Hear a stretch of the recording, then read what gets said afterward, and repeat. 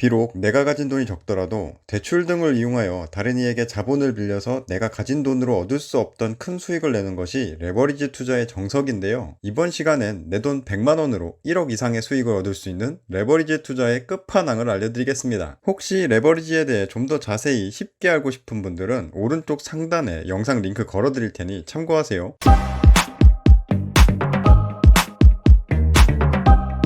컴하이, 안녕하세요 시청자 여러분을 부자로 만들어드리고 싶은 컴마입니다. 바로 레버리지 투자의 끝판왕을 알려드리면 좋겠지만 바로 말씀드리면 모르는 사람의 입장에서 볼 때 그게 왜 좋은지도 이해가 잘 되지 않기 때문에 아주 간략하게 레버리지 투자의 장단점을 먼저 말해볼 건데요. 10%의 수익을 볼 수 있는 투자처에 내가 모은 돈이 1000만원 밖에 없어서 전액을 투자해 10%의 수익률인 100만원이 생겨 1100만원이 되는 거랑 1000만원 밖에 없었지만 5%의 이자를 지급하는 조건으로 5000만원을 대출받아 레버리지를 이용해서 6천만원을 투자하여 10%의 수익률로 6,600만원을 만든 다음 빌린 원금 5천만원과 이자 250만원을 갚고 1,350만원으로 만들게 되면 내가 가진 돈만 투자했던 사람보다 250만원을 더 벌 수 있게 되죠. 만약 1억을 5% 이자를 지급하는 조건으로 빌릴 수 있었다면 1억이 1억 1천만원이 되었을 거고 원금과 이자 1억 500을 갚아도 최종적으로 500만원을 더 벌 수 있고 10억을 같은 조건으로 빌려서 투자하면 11억이 되었을 테니 10억 5천을 갚고도 5천만원이 남죠. 내 돈 한 푼 없이 5천만원이 내 돈이 되는 거고 이게 바로 레버리지의 위력이에요. 장점만 놓고 보면 돈 있는 놈들은 돈 겁나 쉽게 번다고 생각할 수 있겠지만 당연히 장점이 있으면 단점도 있는 법. 레버리지 투자의 단점은 장점이 곧 단점도 되거든요. 원금이 보장되지 않는 투자처에 내 돈 1000만원 투자했는데 투자에 실패하면 내 돈 1000만원만 잃고 끝이지만 거기다 레버리지 투자하겠다고 5천만원 빌려서 6천만원 투자했다가 투자에 실패하면 내 돈 1000만원 잃고 추가로